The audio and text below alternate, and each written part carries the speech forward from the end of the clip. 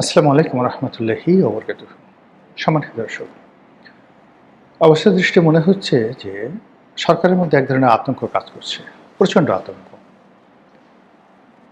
তারা রাষ্ট্র পরিচালনা করছেন বা ক্ষমতায় বসে আছেন, এই যে আত্মবিশ্বাস, এই জায়গাটাতে বারবার আতঙ্ক তৈরি হচ্ছে। আপনি যদি একটা ঘরের মধ্যে ঢোকেন, প্রচণ্ড অন্ধকার, কোনো কিছু দেখতে পাচ্ছেন না, তখন আপনার কি দরকার? আলো, লাইট। কবরের মধ্যে আপনি যখন যাবেন, আপনার সবচেয়ে ভয় কি? অন্ধকার। এবং সেখানে আপনি কি চাইবেন? নূর চাইবেন, আলোকবর্তিকা চাইবেন। আপনার সামনে যখন একটা সাপ আসে, বিষধর সাপ, আপনি আপনার যে শরীরে যে রক্ত, হিমোগ্লোবিন, এগুলো জমে যায় ভয়ে, আতঙ্কে। আপনার হার্টবিট বন্ধ হয়ে যায়, রক্ত চলাচল বন্ধ হয়ে যায়। আপনি যে একটা হা করবেন, অনেক সময় সাপ দেখলে সে হা করার ক্ষমতা থাকে না। আপনি যে এক পা একটু এগুবেন, পা কাঁপা তো দূরের কথা, পুরো পা ফ্রিজ হয়ে যায় যারা ভয় পায়। একটা গবেষণায় দেখা গেছে যে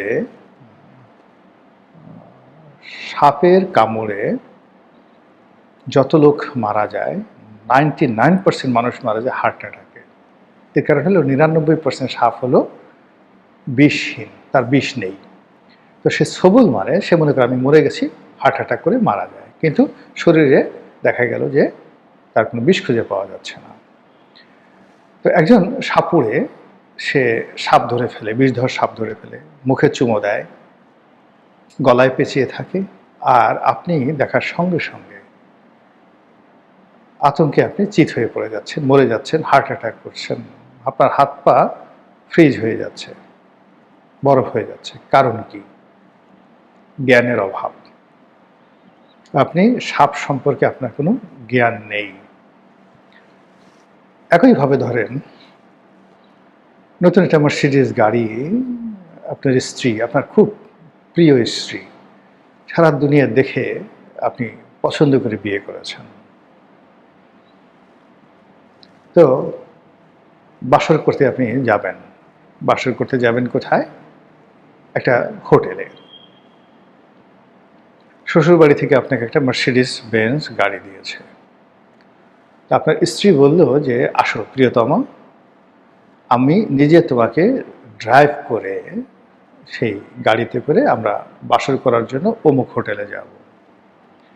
তুমি কোনো টেনশন করো না, আমি আসলে গাড়ি চালাতে পারি না, কিন্তু কখনো চালাই নাই, কিন্তু তুমি আমাকে দোয়া করো। তোমার দোয়া থাকলে আমি ভুল করব না। আমি দেখেছি ড্রাইভাররা পাশে বসে দেখেছি কিভাবে চালায়, কিন্তু আমি কখনো স্টিয়ারিং ধরিনি। তো তুমি আমার পাশে আজকে আমাদের বাসর রাত, এবং তুমি আমার প্রিয়তম, তুমি একজন কামেল মানুষ, অলি আল্লাহ মানুষ, আমার জন্য একটু দোয়া করো। আমার সারা জীবনে একটা প্রতিজ্ঞা ছিল যে বিয়ের পর নিজের হাতে গাড়ি চালিয়ে, এবং আমি কোনো রকম প্র্যাকটিস ছাড়া গাড়ি চালিয়ে সফলভাবে আমি আমার মাকামে গিয়ে পৌঁছবো। এরকম যদি অফার আপনার স্ত্রী দেয়, আপনি কি করবেন? বা ধরুন আপনি যদি নারী হন, ঠিক একই ঘটনা আপনার স্বামীর ক্ষেত্রে ঘটলো, স্বামী আপনাকে এরকম একটা অফার দিল, আপনি যখন কি করবেন? একটা দৌড় দিবেন, বললেন পাগল হয়ে গেছে এই মহিলা বা এই পুরুষ। তো এই যে যে কাহিনীগুলো বললাম, রাষ্ট্র পরিচালনা, আপনার যে কোনো একটা বিষধর সাপ, বা এই যে গাড়ি চালনা থেকে শুরু করে অন্য যা কিছু আছে, তার সাথে অতীব অতীব কঠিনতর একটা বিষয়। যারা এখানে বসেছেন, এখানে আবেগ দিয়ে, নাটক দিয়ে কোনো জিনিস হবে না। এখানে পর্যাপ্ত জ্ঞান লাগবে, লেখাপড়া লাগবে, অভিজ্ঞতা লাগবে, বন্ধু লাগবে, বান্ধব লাগবে, সাহায্যকারী শক্তি লাগবে, দেশি বিদেশি সহযোগিতা লাগবে, পরিবেশ লাগবে, অনুকূল পরিস্থিতি লাগবে, আরও কত কিছু, জনগণের প্রত্যেকটা মানুষের সহযোগিতা লাগবে। 18 কোটি মানুষের মধ্যে ধরুন 4 থেকে 5 জন মানুষ, ফরহাদ মাজারের মতো 4 থেকে 5 জন মানুষ খালি কয়দিন পর পর এক একটা করে গুলি ছেড়ে দেবে।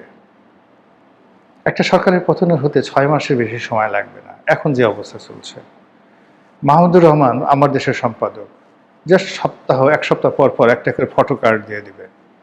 সরকারের কোথাও যেতে হবে না, কিচ্ছু করতে হবে না, এমনি আপন ভারে নুয়ে পড়বে। প্রথম আলো প্রতি সপ্তাহে একটা একটা করে ফটো কার্ড দিয়ে দেবে, কালের কণ্ঠে একটা করে ফটো কার্ড দিয়ে দেবে, আর কিচ্ছু করা লাগবে না, কিচ্ছু করতে হবে না। এতেই বুঝতে পারেন যে ব্যাপার। তাহলে এই যে গণতন্ত্র, সেই গণতন্ত্রে আপনাকে প্রথম আলো লাগবে, মাহমুদুর রহমান লাগবে, কালের কণ্ঠ লাগবে, বসুন্ধরা লাগবে, গোলাম মোল্লা রনি লাগবে, মাহমুদ ওই যে যাকে বলে ফরহাদ মাজেহার লাগবে, যাদের মুখ আছে আর কলম আছে প্রত্যেকটা লোককে লাগবে। এবং একই সঙ্গে সরকারের সাথে যারা জড়িত আছে, একটা পিয়ন থেকে শুরু করে একেবারে প্রধানমন্ত্রী কার্যালয়ের যিনি চিফ সেক্রেটারি, তার যে কোনো একটা কর্ম, যে কোনো একটা কথা, যে কোনো একটা লেখা মুহূর্তের মধ্যে টেকনাফ থেকে তেঁতুলিয়াতে বারুদের মতো আগুন ছড়িয়ে দিতে পারে। এটা হলো রাজনীতি। তো সেই রাজনীতি গোখরা সাপ বা অন্য যে কোনো ভয়ঙ্কর প্রাণীর চেয়ে কোনো অংশে কম নয়। তো যেটা বলছিলাম, এই কারণে সরকার যারা বসছেন, জনাব তারেক রহমান, তিনি বাংলাদেশে এসছেন 17 বছর পর। এই 17 বছর ধরে তিনি অনেক স্বপ্ন লালন করেছেন, অনেক ব্যথা বেদনা কষ্ট লালন করেছেন। তার শরীরে অনেক আঘাত, যে আঘাত তিনি যে ভুলেননি, তিনি যে ভুলতে পারেন না। তিনি বারবার সেই লন্ডনে থেকে আশ্বস্ত করেছেন, আমি সবাইকে ক্ষমা করে দিয়েছি, আমি ভুলে গিয়েছি। এমনকি তিনি একজন সামরিক কর্মকর্তার কাছে মাপ পর্যন্ত চেয়েছেন নির্বাচনের আগে, উদারতা দেখাতে, যে আমি খুব উদার। কিন্তু ক্ষমতায় বসার 24 ঘন্টার মধ্যে তিনি স্থির থাকতে পারেননি। তিনি এবং তার লোকজন এখন খুঁজছেন একাকারও কারা কারা করেছে, কারা তাকে পিটিয়েছে, কারা তাকে ফেলে দিয়েছে, কারা তাকে দুর্ভোগ দুর্দশা মধ্যে নাকারি চুবানি খেয়েছেন। এটা হলো সহজাত। এরকম যারা এই রাজনীতিতে ক্ষতিগ্রস্ত হন, যারা লাভবান হন, তাদের মধ্যে যে রেষারেষি, এটা মারাত্মক আকার ধারণ করে।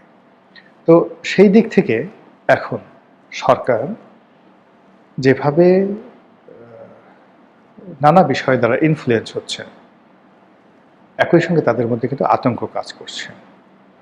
আতঙ্ক কাজ করছে আবার আওয়ামী লীগ ফিরে আসবে, আতঙ্ক কাজ করছে শেখ হাসিনা ফিরে আসবে, আতঙ্ক কাজ করছে সেই শেখ পরিবার ফিরে আসবে, আতঙ্ক কাজ করছে ভারত শেষ পর্যন্ত তাদেরকে সমর্থন দেবে না, আতঙ্ক কাজ করছে আমেরিকা হয়তো আবার সেই খেলতে পারে, আবার সেই ডিপ স্টেট পলিসি চালু করতে পারে, আবার তারা জামাতকে এনসিপিকে বেছে নিতে পারে, আবার ডক্টর মোহাম্মদ ইউনূসের যে আওয়াজ সেটা হতে পারে। এবং এরকম ঘটনা বহুবার ঘটেছে পৃথিবীতে। বিশেষ একটা অবস্থাতে মানে বারবার রেজিম চেঞ্জ হয়েছে, বারবার রেজিম চেঞ্জ হয়েছে। যেমন দেখা গেল ইরানে রেজা শাহ পাহলভি আমেরিকাদের মানে পোষ্য ছিলেন, কিন্তু দেশের পরিস্থিতি এমন একটা তৈরি হলো যে সেখানে একটা ইলেকশন হলো এবং মোসাদ্দেক প্রধানমন্ত্রী হলেন, ইরানের প্রধানমন্ত্রী হলেন। এবং ওই অবস্থায় রেজা শাহ পাহলভি পালিয়ে যেতে বাধ্য হলেন। আমেরিকাও ঠিক মেনে নিতে বাধ্য হলো এবং মোসাদ্দেকের সঙ্গে তারা কোঅপারেশন শুরু করল।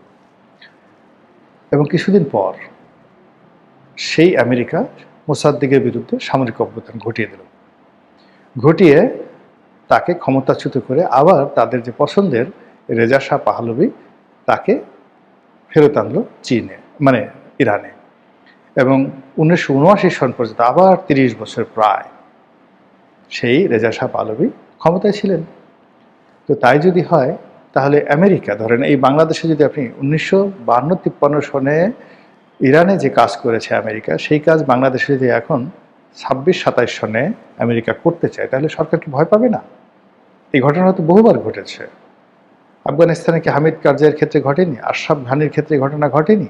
বারবার এই ঘটনা ঘটেছে। তো আমেরিকা একবার যাকে ধরে তাকে সহজে ছাড়ে না। কাউকে ভালোবাসলে সহজে মানে তার প্রতি ভালোবাসা উঠায় নেয় না, আর কারোর প্রতি ঘৃণা করলে তাকেও সহজে ছাড়ে না। আপনি নরেন্দ্র মোদীর কথা চিন্তা করেন, কি খাতির!